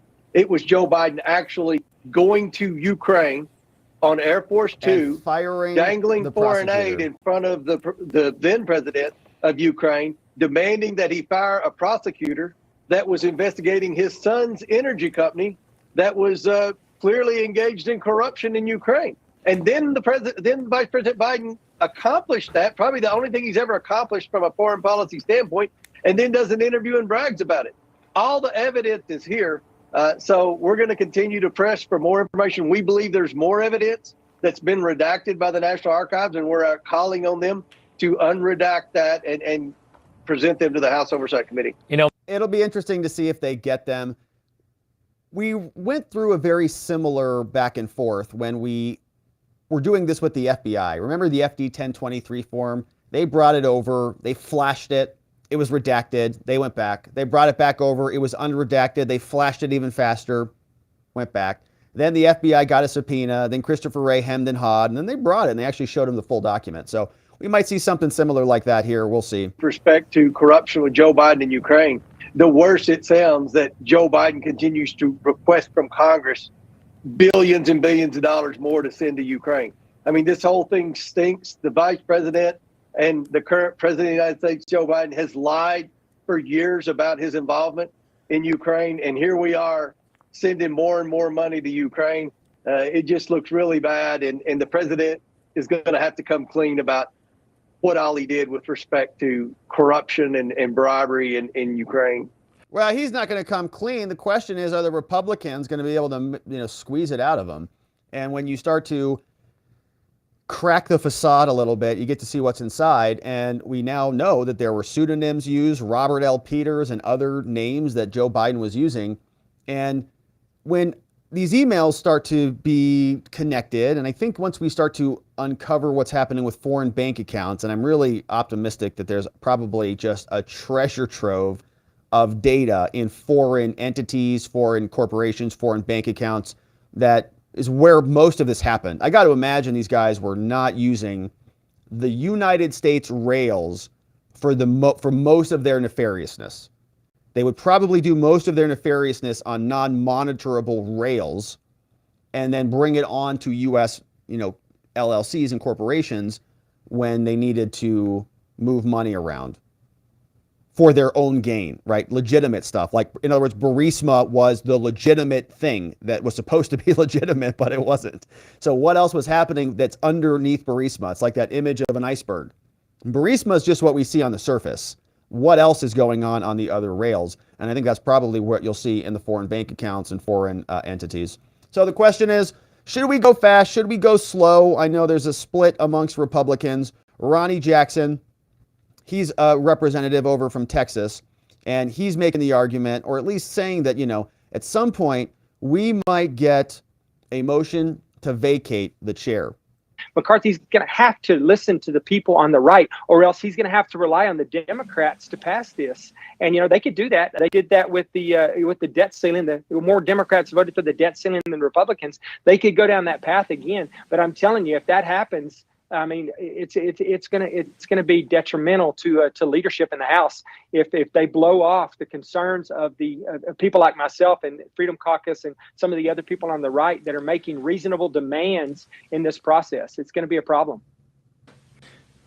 We continue to rely on the Democrats to pass this important legislation that's coming out of the House. The American people gave us the House back, albeit a small margin here. They gave us the House back because they want to stop the nonsense that's happening in this country. They want to turn the tide. They want to take this country back. And giving us the House back was the first step. We have an obligation to the people who put us here to do what needs to be done. So I think if we continue to rely on the Democrats to pass important legislation out of the House, it's going to be a real problem for leadership. And I think that the way the rules are set up now, that's inevitable. That's going to happen. Inevitable that there's going to be a leadership battle. All right, so that's Ronny Jackson and James Comer. Now, they're still sending letters and demanding answers, but we do get some movement out of these. For example, now we know that there were National Archives or are National Archives documents that are redacted that probably have Robert L. Peters' names in there and that include Hunter. And so for many people on the left who continually say there is no connection there, time goes on, the connection seems to solidify, and we'll continue to cover it, my friends. Thank you for subscribing and liking this video wherever you're watching this, and we'll look forward to seeing you on the next one.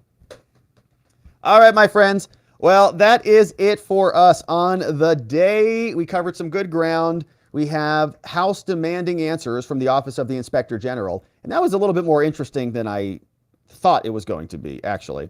The idea that they referred all of that back over to the DOJ, the Office of Professional Responsibility. I'm curious what they did with that. And so maybe when he responds, we'll know more. We've also got the self-surrender. Donald Trump is supposed to be self-surrendering tomorrow. And so we're going to see if we get a mugshot from him. What I've been reading is that we're not expecting one. That's in alignment with what we've seen in the other 3 cases, but we'll see. We know these people are very self-indulgent when it comes to their Trump prosecutions. They really live for it. They get up every morning like, what's happening? Yeah. So we've got Mark Meadows also filed an emergency request, and my understanding is that emergency request was denied. So Facts Matter, thank you for that, sharing a link over from Locals, and I think I saw another one of those come in, that emergency motion was denied. So the question then is going to be, let me see if I can just pull that up right here since we're here. Let's just take a quick look, shall we? I think we can do this quickly and not, let's see if it's hit the docket yet. If there's an order. Wow, okay.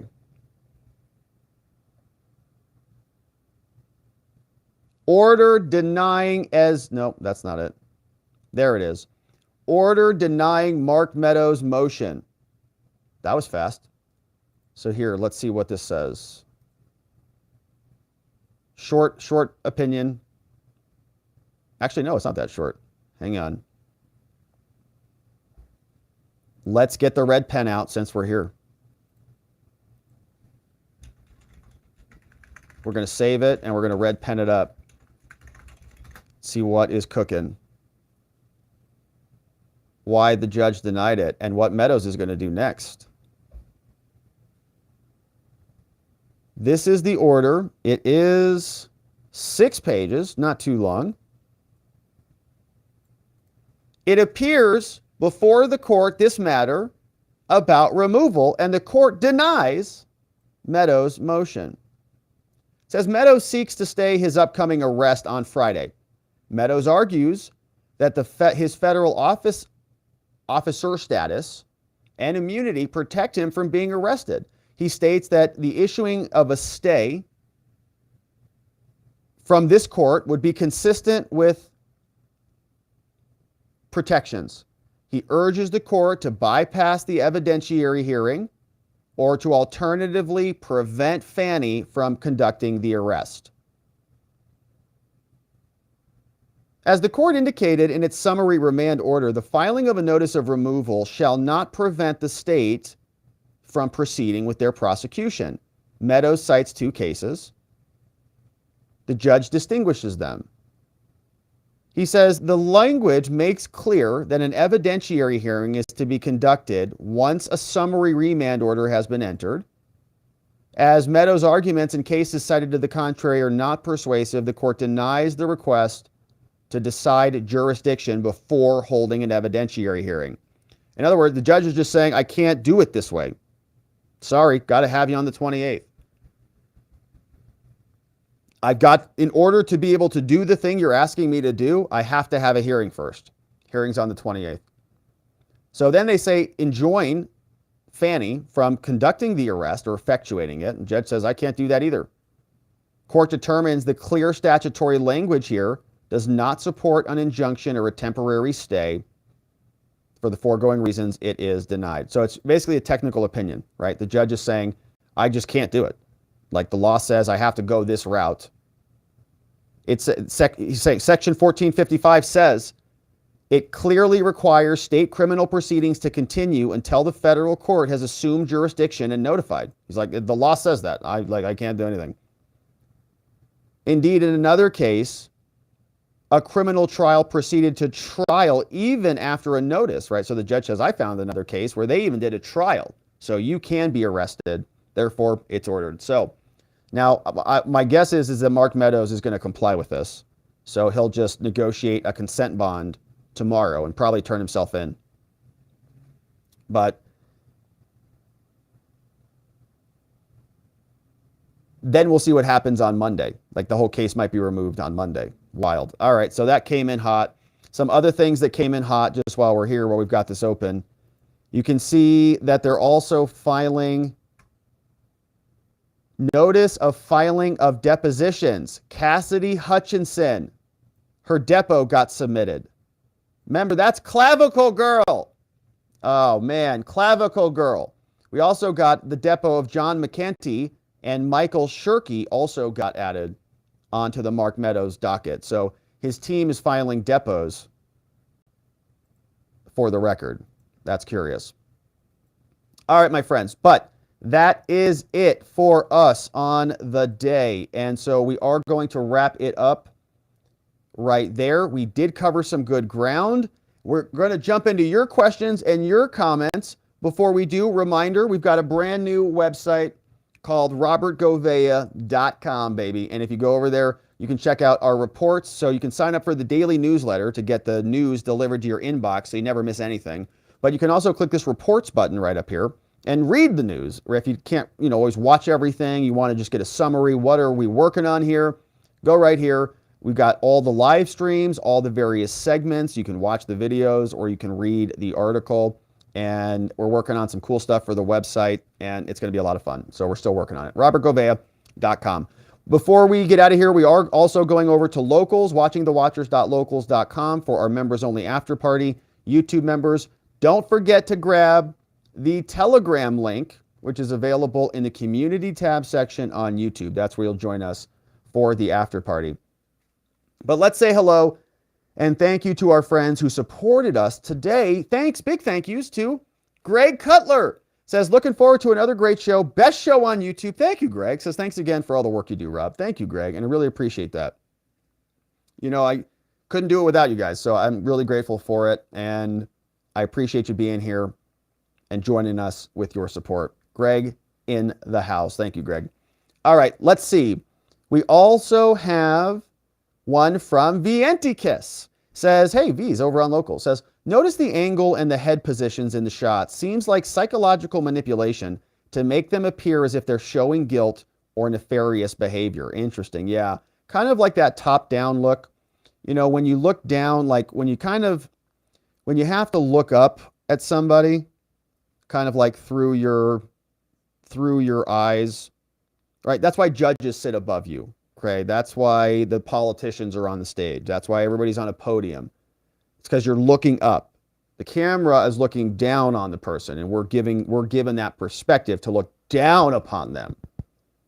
I have a real problem with mugshots, and we had a big battle with mugshot companies when I was practicing law, because it's like the scarlet letter. It's like the scarlet letter, and you do one bad thing, and they just convict you on the internet before you've even been convicted in court. It doesn't matter. So I think it's a big problem. Thank you, V. We got this one from Teeny BB. Says, at Dolphin Fan, thank you for the membo. Aloha for Teeny BB. Aloha to Dolphin Fan. And I think Dolphin Fan is the man. He is the man. Dolphin Fan brought in 5 new membos. Brandon R., Matthew F., Economath is in the house. OKC Rebel, Crystal Hart, all coming in courtesy of Dolphin Fan is the man. Even brought in Teeny BB. Aloha. Hopefully you're doing well over there, Teeny BB. We got this one from Greg Howard. Says, Meadows' request just got denied. Man, you guys were on it. That was bright and early on the show. It must have got just denied like right before I started this. That's amazing. Yeah, so fresh out of the oven. Thank you, Greg. We got Doogie Fresh. Says, Bongino said Trump shouldn't post bail, make Secret Service shut down the jail, and become America's first political prisoner. Thoughts? What would happen? It's a great question. I kind of like it, to be honest. I don't know. So Bongino, of course, is ex-Secret Service. So he would probably know more about what the Secret Service would do and how that whole thing would go. But from my perspective, so we were saying this a little bit about what should happen in the January 6th case. Like, if the judges tell Trump to shut his mouth, I don't think he should do that, obviously. I think that the one of his defenses against a political prosecution is to attack the political prosecution. This is being brought by the DOJ, so he should, which I think is partisan and corrupt and is prosecuting him as a political opponent. He should be able to comment on that. If you take away his ability to comment on that, you are shattering his free speech and our political rights to have that issue discussed in front of all of us. So if that ever comes to a head, I think that would be my analog of what Bongino was saying, right? I would just say, I would make it a free speech issue. And if that free speech issue makes them say, we're going to hold you in custody because you're violating our protective order or you're violating our release conditions, he's violating something, therefore you must be remanded into custody. Then Bongino, right? That's where, okay, Secret Service shuts down the jail. He's America's first political prisoner, right? Something like that happens. But something would trigger it. Like, I don't think Trump should just do it to do it. But when he shouldn't just, muck it up just to muck it up. But when they push on one of his rights and say he can't do that, he should exercise maximum rights, maximum, as far as humanly possible, and then make them take it away. I think that's the right strategy. And if that happens, I don't know what the country does. I don't know what people do, but wouldn't be good. Hopefully it doesn't come to that. We got this one from Dolphin Fan, bringing in 5 new membos. Dolphin Fan is the man. Thank you, Dolphin. Is it? Yeah, that's from Dolphin. This one from Passport Bro says, if you watch the debates, you want the deep state to tell you who you can vote for. From Passport Bro. If you watch the debates, you want the deep state to tell you who you can vote for. Well, what if you watch the debates and then you counteract it with the Tucker Trump interview? Are you back to neutral? Do they counteract each other like magnets? Did they repel? I don't know. Facts Matter gave us a nice tip. Thank you, Facts. Gave us the link over to the Mark Meadows story. And of course, we read through that one, but you guys were on that one. Thank you for that. And thank you, Facts, for the dono. We got Salty Sarge says, as Charles Barkley has said, Victoria is a secret at Fani's house. Oh, that's a bad visual. Yeah, that's a really bad visual. The biggest Fani in Georgia with Victoria is a secret. I don't know what they're talking about. Probably can't hear much. Jennifer Newman says, appreciate what you do. I hope more people find you. Thank you, Jennifer. Me too. So do I. I wish YouTube would allow that to happen. That would be nice of them. I'm sick of the ignorance. It's like a stomach bug that keeps going on and on and on. I know, Jennifer. Well, look, we're having a ton of fun. I'm grateful that you found us, and we're going to keep plugging along. I know, YouTube is just it's so finicky, but that's great. We're expanding, we're diversifying. We've got Rumble. We got an amazing Rumble chat now. Shout out to our Rumble friends. We got Army Brats there, Red Pilled Woman, Jacob Castro, a job well done. We got Dog Diggers in the house, ex-skaters in the house. We got a bunch of people chatting away over there. And so we're just going to keep talking the truth, spreading the truth, Jennifer. I appreciate you showing up and supporting us, and we're just going to keep carrying on, and we're going to get there. We got Debbie says, the judge denied the Mark Meadows motion. Thank you for that, Debbie. Man, I must have just been, I was so indulged in the motion that I missed all of that. You guys were like, let me know. Thank you. You guys were on it. All right. Economath says, Fani's prosecution makes her guilty under 18 U.S. Code Section 241, conspiracy against rights, the same thing they charged Trump with in D.C. Yeah, they're trying to take away our rights to participate in the American electoral process. And I think by using the political process, by using the justice process in the political manner in which they're using it. And I think you might, this is an interesting claim too. Think about this. When they try to start pulling Trump off the ballots, which they will, they're going to say he's already guilty. So they'll start trying to remove him. Every person who does that, every Secretary of State, every county board of supervisors or whatever, that's the charge I think you hit him with. 18 U.S. Code 241. See if that works. That'd be fun. All right, we got another one from Music Micro Gaming Mix in the house. Music Micro Gaming Mix with a dono. Thank you, Music. Shy's here, says Jenna Dick Arnold. For Jenna. Well, I think she's got a different candidate in mind for 2024. But what's happening to her is still despicable, regardless of who she intends to vote for. We've got Tony Hay says, I love you, but if we start winning, are you worried that you'll lose your audience? All the people on your channel complain about the stupidity, but they just let it keep happening. Happening needs solutions. Oh, no, I'm not worried about that at all. I mean, no, I'm not worried about that at all. Like, what we talk about here is, well, accountability, transparency, and justice. And there's always going to be a lot of need for that, no matter who's in charge. And if Trump wins and this is not going to end, I think it's probably going to get worse. Like they're going to impeach him again and indict him harder if he wins. Can you imagine? So, no, I think that we're on a long arc. We've got a long road ahead of us. There's a lot of work to do here. So I've not thought about it that way, but it's an interesting question. And thank you, Tony Hay, for being here. We got Music Micro Gaming Mix, another one from Music. Thank you, Music. Salty says, their bail theory is like Beyond Thunderdome. Break a deal, spin the wheel. Auntie's in charge. Beyond Thunderdome. Is that the one? Is that the Mel Gibson one? Mad Max? I'm thinking of a different one. I think I got my lines crossed. Thank you, Salty. Tony Hay says, can we give a shout out to Rudy? He's usually on around 5 p.m. ME and FG watching. He has a very small crowd that watches. Can we give him support? Totally. Yeah. So go subscribe to Rudy. Definitely. I think I'm subscribed to Rudy. But of course he does his own content. And I think, isn't he on like a network? I thought he has like a bigger network. I thought he was a pretty big show. He's a pretty big deal. But so anyway, regardless, yeah, Tony, very nice of you to say that. And let's shout out to Rudy, especially today. Go make sure you're giving him a subscribe. He'll probably make him happy today, especially today. Tree Valen Gale is in the house. Thank you, Tree Valen. I appreciate your dono on that one. Thanks for being here. Salty says, if you become too powerful and if they don't have the goods on you, they will find some or make some. Well, that's what I kind of, get cynical about that with Washington. It's like, why is there so much corruption and so much ineptitude? Are they all just in on it? Are they all in on the grift? Just a bunch of pigs getting fat off the trough of American taxpayers? Gosh. Music Micro Gaming Mix, another one. Music, thank you very much for sending those through.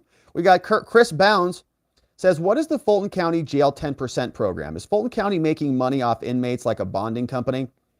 Well, I don't know what the specifics are for Fulton County, but it's exactly what it sounds like. It sounds like a bond program, and I don't know the mechanics of how it works, but like they are subsidizing it, or they've got, they might just be subsidizing it. I don't know.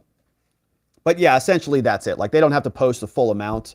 So if it's a $200,000 bond, you just drop the 10%, and then they'll release you out. But I don't practice in Fulton, so the specifics of it, but exactly what you said. It sounds like just a bond situation. We got Mike, and thank you for that, Chris. Appreciate you being here, my friend. Michael Allen Hughes says, the follow-up question was, but do they get it back, Rob? Well, so at the conclusion of the case, depending on, at the conclusion of the case, they would get that bond money back at the end of the case, if they're not convicted. So, or that would be applied towards fees or something like that. The bond is just to secure the appearance of the person coming back. Great question. Donald Trump should bring a dump truck full of pennies for bond. It's currency, Big Fani. You said $200,000. This is $200,000 in pennies. Michael Allen is in the house. Love that one. Music Micro Gaming Mix with 2 donos. And I thank you for both of those. Music Micro Gaming. We got Goofy for Jesus is in the house. Says, breaking news, Fulton County files for copyright claims to all booking photos. Proceeds go to Big Fani Willis's reelection and Joe Biden's and Hunter's defense funds. LOL. Goofy for Jesus. Yeah, it wouldn't be a surprise. Like Big Fani's going to have him on coffee mugs and like re-elect Big Fani 2020 with Rudy's face. Fani Willis. Gosh. All right. Trust 2 Kids says, thanks for another intense stream, Rob. Thanks, Trust. Thanks for being over there on Rumble. Thanks for being a member on Rumble. And thanks for always supporting the show. You're always so here and so generous. I appreciate that. We got, oh, this one came in from our friend Zulu's in the house. Look at that nice X logo, Zulu. I'm excited that you're embracing it. Inviting 10 new members in the house. We've got Nobody. We got Merc Co. We got Trigger Warning, SCVM, Matt O, Eric V, Harley Girl, welcome in, Garrett P, and Adina Jacobs joining us on YouTube as members. And we're so glad to have everybody. Zulu, thank you for being a member. Thank you for bringing in new members. And we'll look forward to seeing everybody in the after party on Telegram and back here tomorrow for our members only stream in the morning. We got this one from SD 1985. Great year. If they don't want Trump to get a mugshot, is that a sign that they know he'll win and they don't want it to be a symbol for people to rally behind? Well, I don't know. That's an interesting take on it. Now, I think you're right that there will be like a rally behind the mugshot. So I don't know that they think it's a sign that he'll win, because I think that from Fani Willis's perspective, this thing is rigged through and through. Like, Trump's going to very likely be convicted on some charges if they get their way, right? Unless he wins and pardons himself and all that. Like, they think that they've set it up to win and that they're going to convict him on everything. And I think that they're in, like, that's why she indicted everybody this way. And this Georgia case is almost universally being panned, even from people on the left. They're like, kind of a weird one. So I think that they're so over their skis on this that they just don't think it's possible for them to lose. So I don't think that I would attribute it to that. But there may be some truth to that. Like, they don't want people to, I mean, if they release a Trump mugshot, I might frame that son of a and put it up on the wall, like right back there, like we might just frame it up here. I don't know what I'll do with it, but it'll just be, it will be a massive symbol, and it's going to be one for the history books, and it's just going to go out of control. So maybe they want to avoid that. But then on the other side, like, there's a bunch of people that would, that like would be thrilled about it. Like, Trump's going to prison and everything, man. I'll take a look at this. Man, we got our first American political martyr, President Trump. Amazing to be alive during this moment. It would be a historical thing, and it would be a cause to rally behind, as you say, with energy and, real political enthusiasm. So we'll see. Yeah, we'll see where it goes. But I don't know that I think that they can't lose, to be perfectly honest about this whole thing. And we got another one from Zulu. 18 months as a member. 18 months, baby. That is 2 full babies. 2 of them. And I know the last time, well, I know you're not supposed to have 2 babies back to back. I think it's a little hard on the woman. But Zulu, I think we're up for it, my friend. Thanks for being a member for so long. Thanks for being a mod for so long. And thanks for being so supportive of everything that we do. 2 months, 2 babies. If you're really pushing it, if you're really revving it. 4 if you have twins. We could have 4 too. So amazing. Thank you, Zulu. Thank you, Zulu, for being here. Hey, Gigum is sharing this one. Oh my goodness, this is a strange image. But it looks like, oh my gosh, they're bacon roses. Okay. Wow. Okay. So this is great. Bacon roses for Bonnie. Also hit the like button, everybody. So that is an incredible thing. I didn't even know that was a thing. They look beautiful and delicious. But thank you, Gigam, for this. I mean, this is a serious thing. So Bonnie is a tremendous member of our community, my friends, and both Bonnie and her family are going through something right now. And so we're sending our prayers to Bonnie and to Jen as they go through the situation that they're in. We're praying for them. We're praying for speedy recoveries. And we've also got bacon roses, courtesy of Gigam, who is sending our love over to Bonnie and the Bonnie and Jen household. So thank you, Gigam, and thank you for sending that one in. We've got another one from Salty. Says, hey, Rob, another great show. Here's a little dono To the hardest working man on LawTube. The devil's always in the details. Thank you, Salty. Well, I don't know about that. I don't know if I can take credit for that one. That's a pretty tall order. There's a lot of tremendous folks on LawTube who work their cabooses off. But we do try to keep this crank turning here, man, because there's a lot of business to attend to. We've got to get to it. Crash to Contrary is here. Says, Rob, what are we to do? Says, here's a quote from Crash to Contrary. I'm trying to zoom in on this. There it is. Says, Rob, what are we to do? Thomas Paine said, what we obtain too cheap, we esteem too lightly. Tell me again we make it to 2043. We will. We're going to be there. We're going to get to 2043. It's going to be epic when we get there. Just hang tight. But it is right? If it's, you get what you pay for. If you don't pay for it, you don't really get anything useful. You kind of value things that you got to pay for. You got to earn it. That's why certain things matter and other things don't. Even if it's very expensive, if you've got a lot of money, it may not matter that much to you because it's too cheap to you. Here we got Thomas Paine says, to argue with a person who has renounced the use of reason is like administering medicine to the dead. Right. Like, what's the point? What are you going to, like, if you can't even have a conversation and you guys can't agree on pronouns and gender, how are you going to talk about philosophy and economics and border solutions? Right. C. John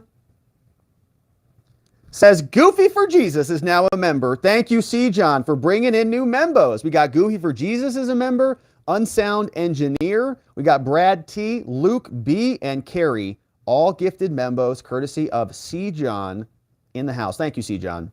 And welcome aboard to our 5 new friends. Make sure you grab the Telegram link for our after party indeed. And RAS Illusion got gifted a membo courtesy of Goofy for Jesus. It's a membership extravaganza today. Thank you, everybody, for bringing everybody in. And RAS, we'll see you too. Barbs Loves Alaska says, oops, forgot to send the money. Hope it's okay that I tag you on X with topics. Of course, yeah. Tag me away on X. And I lurk hard on X. I see it, I just lurk. I'm just lurking away over there. Thanks, Barbs, and thanks for being a member over on Rumble as well. Grateful for you. Steel Stargazer says, Rob, you are appreciated more than you know. I share all your videos. See, didn't even mention your great arms. Well, thanks, Steel. I appreciate that. I really appreciate the shares. I can see in my YouTube analytics that they kind of don't show our videos outside of our bubble. They just don't. And so the shares really help, and I appreciate that. And thank you for the compliment on the arms. I work hard on these arms. I like Bicep Day a lot. It's one of my favorite days of all time. Bicep Day. Yes, the whole day. Yes, the whole day. RAS, gifting membos. Here saying, welcome to Debbie W, W McMaster, Bullwinkles Sprinkles coming in, Michael Pack, and Howie B, all coming in courtesy of RAS Illusion. Thank you, RAS Illusion. And a reminder to our members, grab the Telegram link in the community section below on YouTube. Rocky says, Mr. Govea, you did do and I suspect will continue to rock. Thanks as always for the show. Thank you, Rocky. And Rocky, thanks for always being here, my friend. Says, question, the consent bond filings all state that counsel for the defense agreed to all the content. Does the defense not have a right to object to any bond amount and speech limitation, or is it something they kind of have to agree to? I don't get why the defense counsel agreed. They agreed so that they didn't have to debate these things on the record. So ordinarily, when you get a criminal case, you might do this stuff on the record. So for example, I used to do what are called initial appearances, and I would go meet with the client, that somebody would be arrested immediately. I would go down to jail. I would know very little about this person, know very little about the case, and they would just give it to me right there. They'd say, this is why the dude's arrested. He might still be, basically not able to talk to him, all that much, or he's coming out of something. And so, you're trying to learn more about their background and what's going on with the case and in doing your investigation. But then the prosecutor is also doing the same thing. Your client, comes to, and you go out there and you make your case. to the initial appearance judge, they say your client was just picked up on his 4th DUI. So, Your Honor, no, he wasn't. Those first 2 were expired or out of state or whatever. And you make your arguments about what the release condition should be. And the judge will then decide. Well, I do think he's a flight risk, so it's a $100,000 bond and, blah, blah, blah, right? And set all the terms. And so rather than hashing it out there in open court, they're just settling it early, right? It's like a negotiated deal. So certainly they could object to that. They could say, yeah, we want no bond. And she'd say, well, we're obviously not giving you that. And they'll say, okay, well, we'll turn ourselves in, we'll show ourselves up, and we'll see what the judge sets. And the judge could set more or set less, and they might actually go into custody at that time if the judge does order a bond and they don't have it all figured out. So it's just a mechanical thing, really. But the defense, they could have objected if they wanted to, and obviously they didn't. And most of the terms were very reasonable. These are not very strict and stringent terms that you'd expect. They're letting everybody out. If the terms were anything like they gave to Enrique Tarrio or to Stuart Rhodes or those people, well, then maybe, yeah, they would object to them. But this is like just a slap on the wrist. It's like $200,000 and have a nice life. What a joke. But great question, Rocky. I appreciate that one. All right, Glenda, been a member for 2 months. Thank you, Glenda. Welcome aboard. First month's the hardest. We're glad that you joined for another one. And we'll see you in our after party. And of course, back here tomorrow for our members only streams in the morning. We've got John McGarvey. Thank you, John. In the house, John's a member and helps with a lot of great stuff, including movie night. Bringing in Persian Cucumber, The Real Hydro, Pamela F., Purple AJ, and Mama Rocks, now as membos, courtesy of John McGarvey in the house. Thanks, John. MT Coiner just became a supporter. Good to see you, MT Coiner. We'll see you in the after party, I hope. Tony Hay Munkets says, the most I've ever seen on Rudy's channel watching was 1,400 people. Normally it's like 500 people. Crazy, comes after your channel, got good things to say, and I think people that watch would love to watch him too. So thanks. Yeah, I agree with that. So they're saying Rudy, so Tony's telling us Rudy comes on right after this show. And so it might be a good idea to just go right over there after you're done here to support Rudy and to follow another good creator who's doing good work out there. And so I think that's a good idea, Tony. And I appreciate you parlaying some of that support over his direction. Yeah, the live streaming thing, I don't know what Rudy's live streaming schedule is or what he does, but it's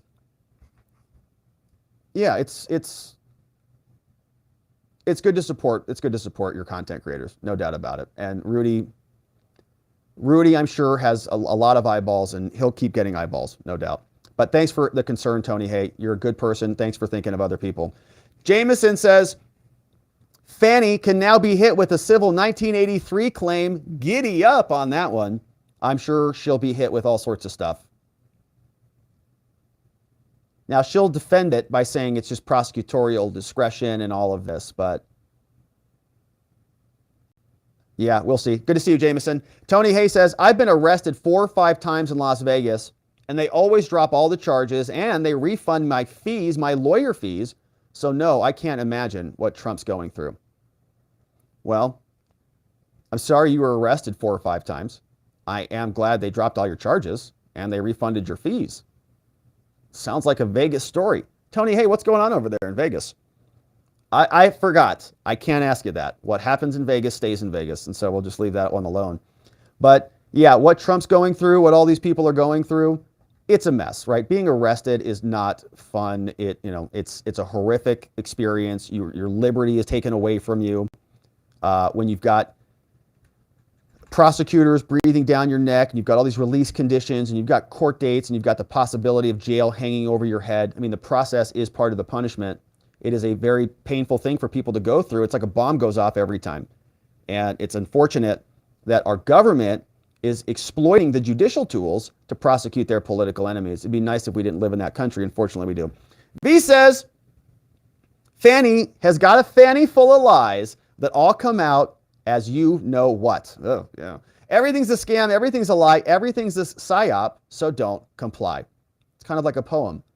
Everything's a scam, everything's a lie, everything's a psyop, so don't comply. It's like Nirvana, man. It sounds just beautiful, V. Nicely done. Danny McWilliams says, if Trump is convicted, can they take away his Secret Service detail? I think the answer to that is no. I think that's a lifetime thing. And that's not just for Trump's protection. It's for the country's protection because he's a former president. Says, what happens if Trump is jailed? I don't really think that's a possibility. Again, because of Secret Service. I don't think that they're going to allow that to happen. We've got this one from Charlene, says, great show. Thank you, Charlene. Fred Pedamonte says, Michael Horowitz is corrupt as everyone else. Garland, Monica, Graves, Wolf, Weiss, and others. Hey, we got a nice little gif here from Rebecca John in the house. Little watching the Watchers action here. So this is our new logo, and we're still tweaking some stuff here and there as we're developing our merch store, but all at robertgovea.com. It's Lady Justice. The scales are imbalanced to reflect our imbalanced justice system right now.